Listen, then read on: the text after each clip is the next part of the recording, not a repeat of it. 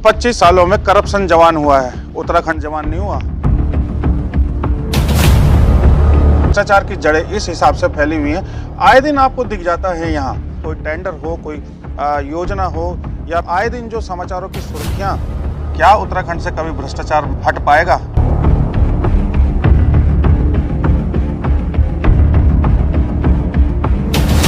साथियों नमस्कार, मैं दीपक रावत आपके साथ में, और आप देख रहे हैं गढ़वाल एक्सप्रेस। साथियों, इस समय 2 दिन का विधानसभा सत्र चल रहा है, और इस विधानसभा सत्र में जो हंगामेदार भाषण हर विधायक के में सुनने को मिले हैं, उससे हम तो यही कहते हैं कि क्यों पैसा पैसा करती है, क्यों पैसे पे तू मरती है। क्या वो पैसा ऐसा या वो पैसा वैसा? तो कुछ ऐसे ही इस बार की जो राजनीतिक खिचड़ी है वो हम आपके सामने लाए हैं, और क्या कुछ विधानसभा सत्र में रहा, थोड़ा सा एक चर्चा का विषय है, और अन्य मुद्दों पर भी बात करेंगे। फिलहाल चलिए शुरू करते हैं। अभी जो विधानसभा सत्र हुआ उसमें विधायक भुवन कापड़ी ने सीधे सीधे शब्दों में कह दिया कि 25 सालों में करप्शन जवान हुआ है, उत्तराखंड जवान नहीं हुआ। अगर उत्तराखंड में कुछ जवान हुआ है वो है भ्रष्टाचार। आज अगर इस 25 साल में अगर हम बात करें तो इस उत्तराखंड को जवान होने के साथ यहाँ कुछ जवान हुआ है तो भ्रष्टाचार जवान हुआ है। और भ्रष्टाचार की जड़ें इस हिसाब से फैली हुई हैं, आए दिन आपको दिख जाता है। यहाँ उत्तराखंड में आप कहीं भी निकलिए, कहीं भी कोई भी सरकारी कार्य देखिए, कोई टेंडर हो, कोई योजना हो, या आए दिन जो समाचारों की सुर्खियां रहती हैं वो कहीं ना कहीं भ्रष्टाचार दिखाती ही हैं। तो इसी पर भुवन कापड़ी ने प्रखर होकर पूरे सदन में भरे मंच पर कह दिया कि भ्रष्टाचार जवान हुआ है इन 25 वर्षों में, उत्तराखंड नहीं।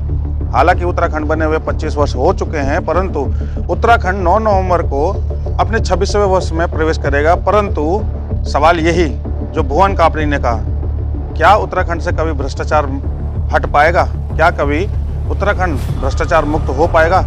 अब चूंकि समय समय पर हमारे जो मुखिया हैं, इस प्रदेश के मुखिया हैं, वो समय समय पर भ्रष्टाचार मुक्त उत्तराखंड का नारा तो देते हैं, और उनके जो विधायक हैं वो भी समय समय पर उनकी बात को रखते हैं, उनकी बात में हामी भरते हैं। परंतु आप देखिए कि चाहे नदी का टेंडर हो, चाहे सड़क का टेंडर हो, चाहे वो खनन का हो, चाहे वो किसी विकास कार्य का हो, चाहे वो रोड का हो, चाहे वो शिक्षा का हो, स्वास्थ्य का हो, रोजगार का मुद्दा हो, हर चीज में कहीं ना कहीं इस समय पर भ्रष्टाचार से लिप्त ये उत्तराखंड दिखाई देता है, और हर चीज में भ्रष्टाचार यहाँ दिखाई देता है। और अगर कुछ नहीं दिखाई देता है तो वह है सिर्फ विकासवादी सोच, इस क्षेत्र के लिए कुछ कर गुजरने की हिम्मत। और इसीलिए मैंने कहा कि क्यों पैसा करती है, क्या पैसे पे तू मरती है। तो ये इस समय जो हमारे नेता हैं, जनप्रतिनिधि हैं, जनसेवक हैं, लगता तो कुछ ऐसा ही है कि वो पैसे पे ही मरते हैं और पैसे की ही बात करते हैं। खबर की बात करें तो इस समय उत्तराखंड दौरे पे भारत के राष्ट्रपति श्रीमती द्रौपदी मुर्मू थी, और महामहिम ने ये कहा कि उत्तराखंड को नंबर 1 राज्य बनाया जाए। वो परिकल्पना तब तक परिकल्पना ही रहेगी जब तक यहाँ की जो जनसेवक हैं, जनप्रतिनिधि हैं, हमारे नेता हैं, वो अपने राज्य के लिए कुछ कर गुजरने की हिम्मत रखें। हालांकि देखने को तो नहीं आता, सदन में सब ने टोपियां पहनी थी। अब ये तो वही कहावत होगी कि लगता है टोपी पहनाने में हमारे जो जनप्रतिनिधि लोग हैं अव्वल दर्जे पे आते हैं। जैसा देश वैसा भेष वाली जो कहावत है वो यहाँ पर चरितार्थ होती नजर आती है, क्योंकि ये जो भिन्न भिन्न प्रकार की टोपियां पहने हुए हमारे जनप्रतिनिधि और जनसेवक दिखते हैं, ये कभी किसी एक आध मौके पर ही ये टोपियां पहनते हैं। इन्हें टोपी से मतलब नहीं है, इन्हें टोपी पहनाने से मतलब होता है, और समय समय पर ये टोपियां पहनाते ही रहते हैं। परंतु जो जनता है जिनको ये टोपियां पहनाने की कोशिश करते हैं, इस बार 2027 के चुनाव में तैयार हो चुकी है लगता है, क्योंकि सुगबुगाहट हर जगह से नजर आ रही है। अब हर कोने से, हर गुफा से ऐसे हमारे जनसेवक निकल कर आ रहे हैं, जन नेता निकल कर आ रहे हैं जो वर्षों से 4 वर्षों से सुसुप्त अवस्था में सोए हुए थे। अब चूंकि 2027 के लिए सिर्फ 1 वर्ष बाकी है, तो सबके सब जननायक अपनी अपनी भूमिका में अपने अपने झंडे डंडे और अपने जनसेवकों के साथ में नजर आते हैं रोड पर। परंतु जनता के मुद्दे पर, जनता के सवाल पर, जनता के हक के लिए कहीं पर नजर नहीं आते हैं। सब नदारद। ये बस टोपी का खेल है और टोपी पहनाने का खेल है कि कौन किस प्रकार कितने अच्छे तरीके से जनता को टोपी पहना सकता है। वहीं सदन में दूसरी तरफ विनोद चमोली एक विधायक हैं, उन्होंने सीधे सीधे मूल निवास की बात छेड़ दी। अब मूल निवास तो वाकई में वर्षों से मूल निवास मांगा जा रहा है। और एक बात और बताना चाहूँगा कि जब उत्तराखंड नहीं था, उत्तराखंड उत्तर प्रदेश में ही था, ये उत्तर प्रदेश था, उस समय मूल निवास का अधिकार था यहाँ के मूल निवासियों को। परंतु जब से उत्तराखंड बना है तब से उत्तराखंड को मूल निवास, उत्तराखंड वासियों को मूल निवास का अधिकार से वंचित कर दिया गया है और दे दिया गया है तो स्थायी निवास का वो लॉलीपॉप, जिसमें कि कोई भी, अब ये कानून है कि कोई भी अगर बाहर से, बाहरी राज्य से यहाँ पर आता है तो उसको 2 वर्ष या 1 वर्ष में स्थायी निवास दे दिया जाता है।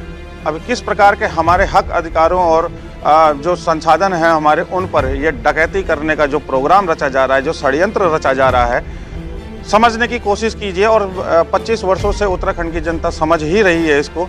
जहां एक और 5th शेड्यूल की मांग होती है, वहीं दूसरी तरफ मूल निवास और भू कानून जैसे सशक्त मुद्दे समय समय पर जिन्न की भांति निकल कर आते हैं और सिस्टम के मुंह पर एक गहरा करारा तमाचा मारते हैं। परंतु कौन इस मूल निवास का विरोधी है, कौन इस मूल निवास को लागू नहीं होने देना चाहता, ये जनता को अब समझना पड़ेगा।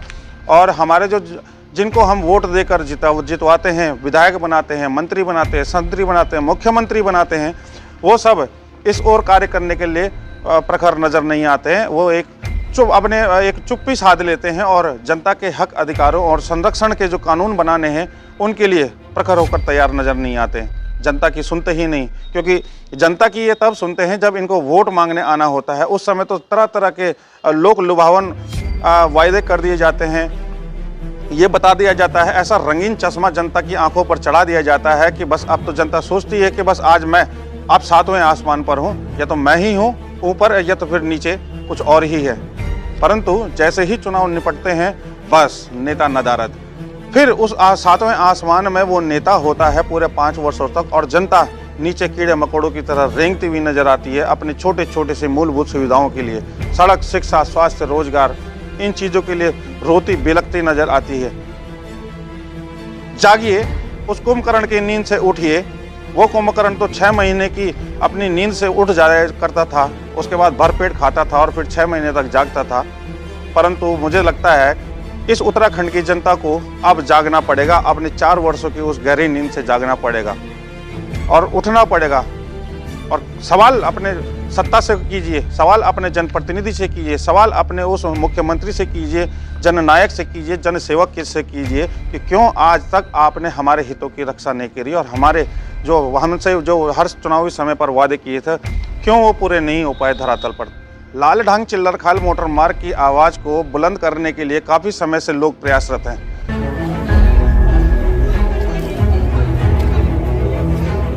एक ही लक्ष्य, एक ही नारा, धरना दे रहे हैं।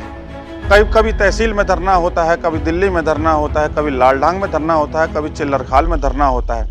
परंतु जो यहाँ का विधायक है, कोटद्वार विधायक है, वो नज़र नहीं आते हैं कभी भी।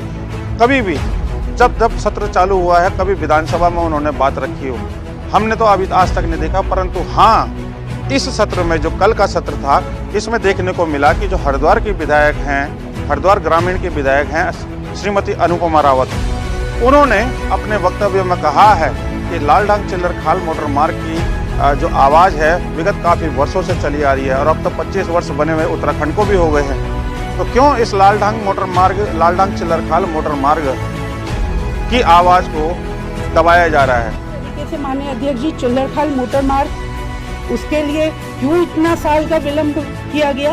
वो कुमाऊं गढ़वाल को जोड़ने वाली लाइफ लाइन है, कितनी महत्वपूर्ण सड़क है, उसको क्यों नहीं ध्यान दिया गया? क्यों उस पर कार्य नहीं किया जा रहा है? वहीं दूसरी तरफ देखें कि हरिद्वार की विधायक तो प्रखर बोलती हुई नजर आती है, सड़कों पर आती है। लालढांग में उन्होंने रैली भी की थी, आंदोलन भी किया।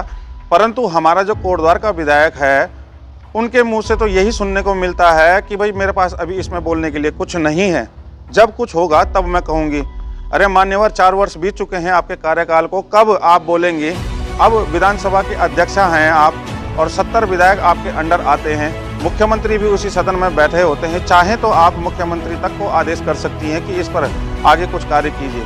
वहीं मुख्यमंत्री दूसरी तरफ देखा जाए तो मुख्यमंत्री श्री पुष्कर सिंह धामी जी एक लेटर तो जारी कर देते हैं और नितिन गडकरी को भेज देते हैं, परंतु आपकी तरफ से एक चिट्ठी भी आज तक देखने को नहीं मिली।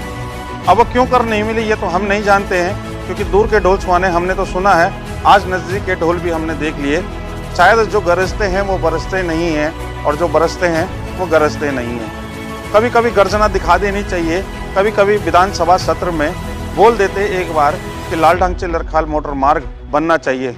चिल्लरखाल पर जो 50-55 दिनों से धरना चल रहा है, 2 शब्द अगर बोलने के लिए वहाँ पर मान्यवर आप आ जाते तो बड़ी मेहरबानी होती है आपकी, परंतु नहीं।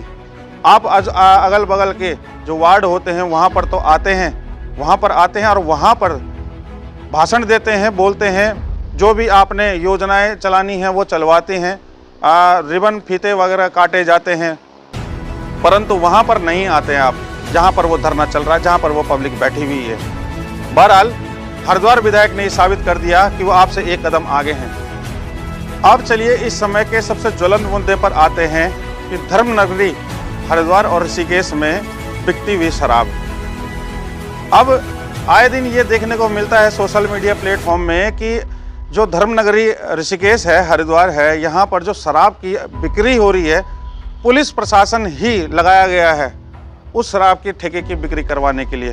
तो ऐसी तो हमारी सरकार है जो कि पुलिस का काम था जनता की सुरक्षा करना, जनता की सुरक्षा के लिए उनके लिए कहीं तैनात होना, कहीं खड़े होना, उनके लिए कार्य करना, परंतु उसी पुलिस को, उसी प्रदेश की पुलिस को शराब की बिक्री के लिए सिक्योरिटी गार्ड तरह तैनात कर दिया जाता है। और जनता भी सोशल मीडिया पर तरह तरह की तमाम बातें चलती रहती हैं कि पुलिस बिकवा रही शराब, कहीं मूत्र पुलिस के लग जाते हैं नारे, कहीं कुछ। अरे भाई, वो पुलिस वालों को भी घर परिवार है, वो भी नौकरी करते हैं, चाकरी करते हैं, वो तो केवल नेताओं के जो आदेश होते हैं उनका पालन कर रहे हैं। वो अपनी मर्जी से वहाँ पर शराब के ठेके की प्रोटेक्शन नहीं कर रहे हैं। वो अपने जो सीनियर अधिकारी होते हैं, जो अपने सीनियर नेता होते हैं, उनके आदेशों के पालन कर रहे हैं। वो भी नहीं चाहते दिल से कहीं कि हम शराब के ठेके पर शराब का बिक्री करवाएं या फिर जनता पर लाठियां भांजें या फिर उनको चोटिल करें या कुछ और करें। अब धरना तो ऐसा हो चुका है इस प्रदेश में कि ये धरना प्रदेश बन चुका है।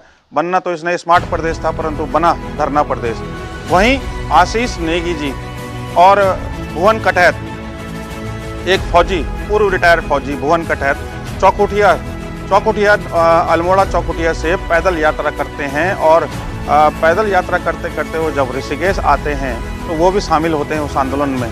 तो देखिए, जहाँ पर कि प्रदेश के अंदर सरकार के पास और कोई विजन है या नहीं ये तो नहीं पता, परंतु शराब और खनन के लिए पूरा विजन है कि कैसे भी करके, कहीं भी कुछ भी करके खनन और शराब बेतहाशा वृद्धि हो रही है इस प्रदेश में और बेतहाशा खोले जा रहे हैं। एक तरफ तो आप धर्म नगरी कहते हैं, पर्यटन नगरी कहते हैं, धर्म नगरी कहते हैं इस हरिद्वार को, ऋषिकेश को और अन्य जो 4 धाम है, और वहीं अगर देखा जाए तो प्राय देखा जाता है कि शराब के ठेके अनियंत्रित रूप से बढ़ते जा रहे हैं। हर 100 मीटर 200 मीटर में शराब के ठेके हो जा रहे हैं। 1 किलोमीटर के दूरी पर एक शराब का ठेका हो जा रहा है और फिर वहाँ पर होती है लड़ाई और झगड़े। और यहाँ भी ऋषिकेश के उसमें भी यही हुआ था कि एक व्यक्ति की 35 बार चाकू गोद कर हत्या कर दी गई और उसके बाद ये मामला गरमाया। अब सवाल तो ये सिस्टम से कि क्या धर्मनगरी में शराब की बिक्री होनी चाहिए, क्या शराब के ठेके खुलने चाहिए, वहीं पुलिस का इन्वॉल्वमेंट इस पर होना चाहिए क्या? वहाँ पर कोई लड़ाई नहीं कर रहा, कोई झगड़ा नहीं कर रहा, कोई कुछ नहीं कर रहा। शांतिपूर्ण तरीके से वहाँ पर आंदोलन हो रहा था कि ये शराब के ठेके को हटाया जाए, ये अवैध तरीके से बनाया गया है यहाँ।